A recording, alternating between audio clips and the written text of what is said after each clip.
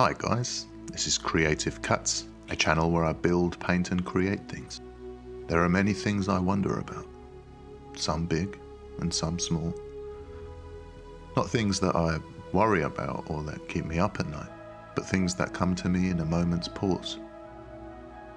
Not a daydream as such, but journeys in my mind to distant, faraway places.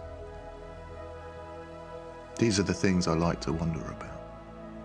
It's this curiosity and creativity that has led me into the rabbit hole of diorama building. One question I get asked a lot by viewers is, I'm new to diorama building and I don't know where to begin. So in this video I'm going to try and cover some of the basic materials and techniques that I have found to be really useful and can have many different applications and make any beginner look like a pro.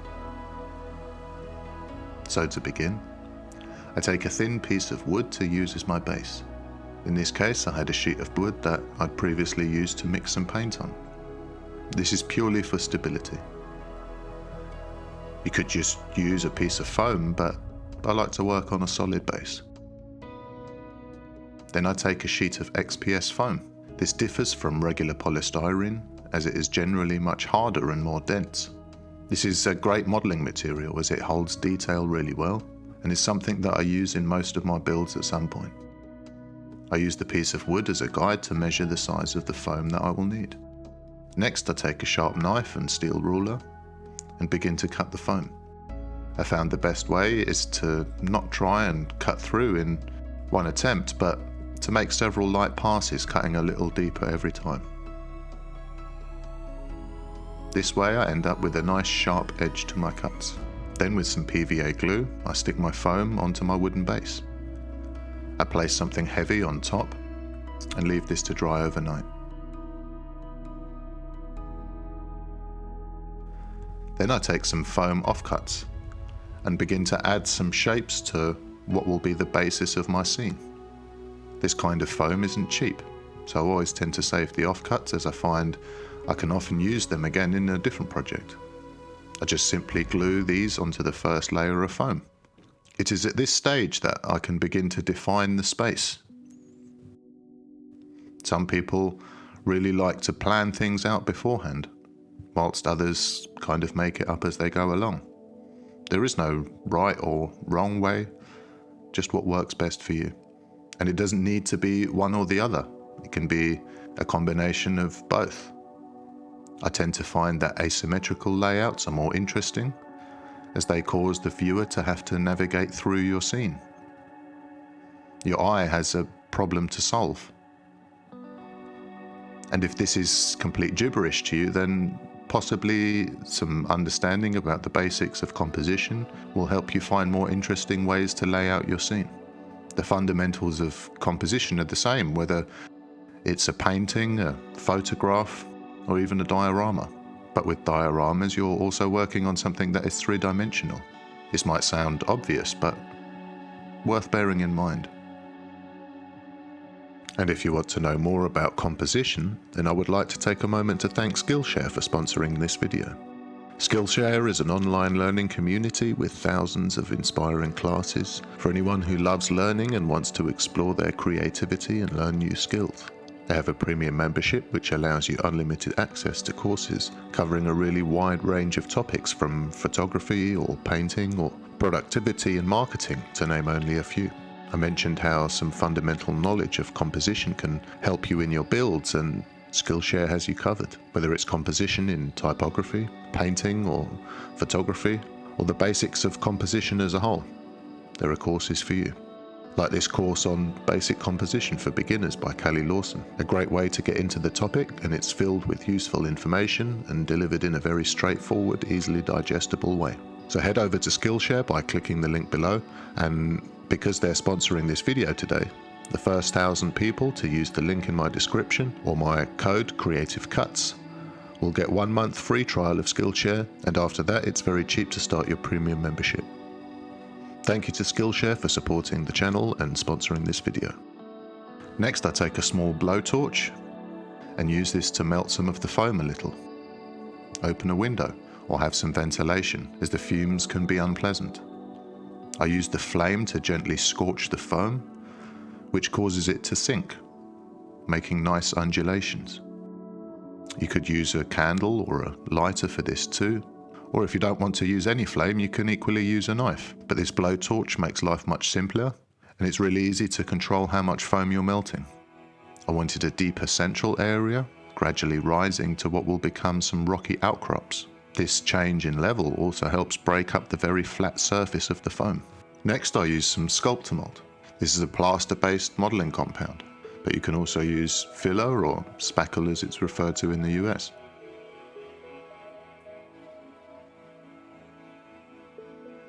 I mix up small amounts with some water and begin to add this to the foam. All I'm doing here is breaking up the edges of my foam to create more natural looking shapes. At first this will look terrible, but keep adding little blobs here and there, and slowly you begin to lose the straight lines and it will begin to look much more realistic.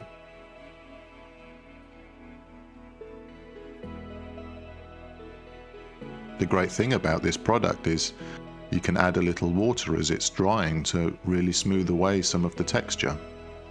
I do this to the central area, leaving a rough texture everywhere else.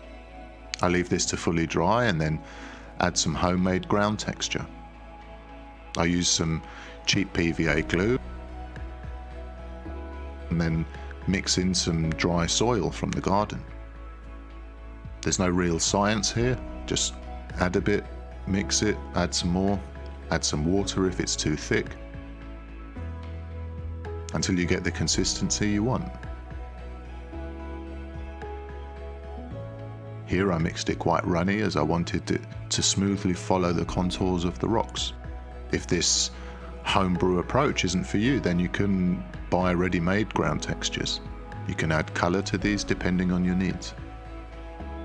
I spread this all over the model with a wooden stick.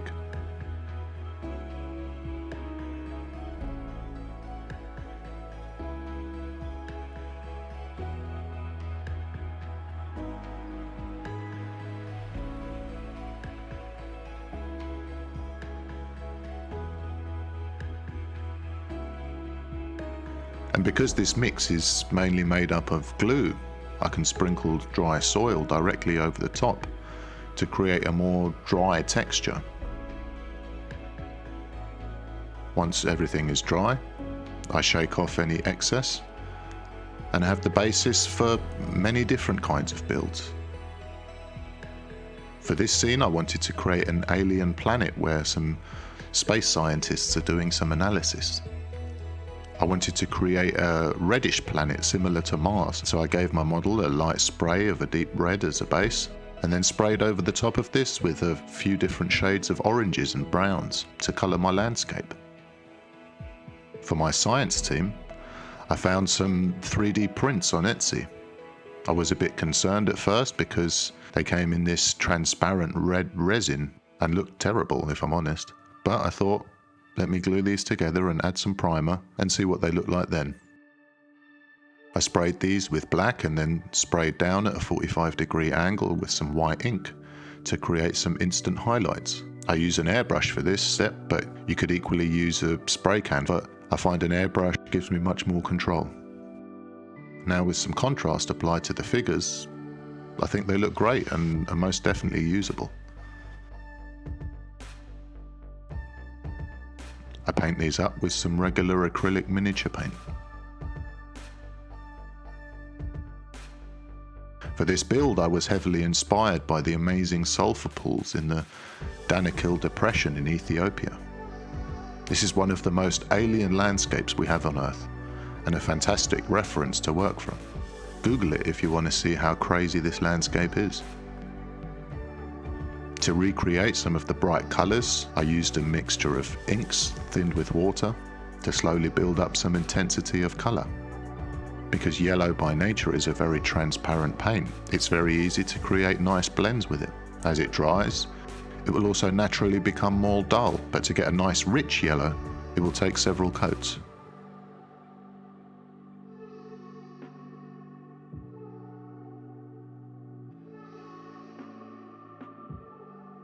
I spray a little transparent brown ink over all of this to bring everything together and give my yellow some depth. I repeat these steps until I have the brightness of yellow that I needed. Once this is dry, I load up some pale green and spray a light ring to get a nice blend from yellow to green and eventually to blue. With progressively smaller circles, I transition from a strong yellow to a deep blue. This extreme shift in colour helps emphasise the alien nature of this landscape. And for the liquid in my pool, I will use some epoxy resin. Now this isn't anything fancy, just some cheap stuff from Amazon. It comes in 2 parts which need to be mixed equally. Now resin isn't something beginners need to shy away from. It's not really that complicated and is just like any other modelling material really. With a little research and some trial and error, you'll soon find your way. I don't need very much resin for this build, so I use these little plastic shot glasses to measure the amounts. I pour the resin and hardener into separate glasses first, and then combine these into a 3rd container. This allows me to keep the measurements as accurate as possible. I then mix this slowly for 5 minutes. To colour the resin, you can use regular paint, inks, or special resin tints like I'm using here. Each will give a different effect, but these resin tints give a very rich, transparent colour. Just a few drops will go a long way, so I don't need much to give me the colour that I need. I pour this slowly onto my model and spread out the edges a little with a wooden stick.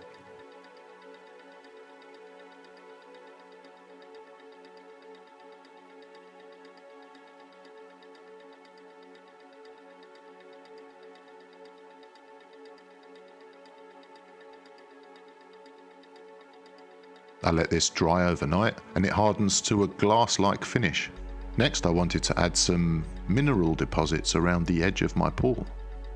I imagined a kind of white-yellow salt-like substance and did a couple of tests with various snow pastes and white flock and some bicarbonate of soda, but found the texture that I liked most was this texture paste from AK Interactive. I used a small stick to apply this around the edges of the pool. This also helps hide the transition between the resin and the ground. And I smudge this a little bit with my finger.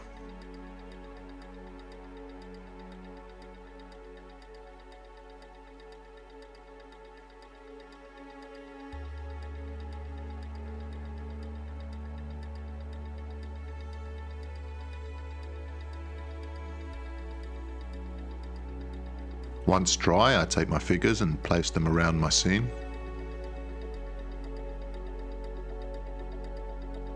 Till I find positions that I like. Once happy, I glue these into place.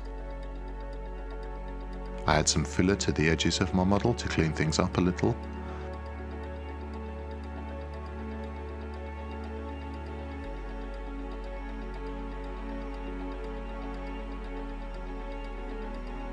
Give this a light sand, and then paint the edges black as a nice, neat way to present my model.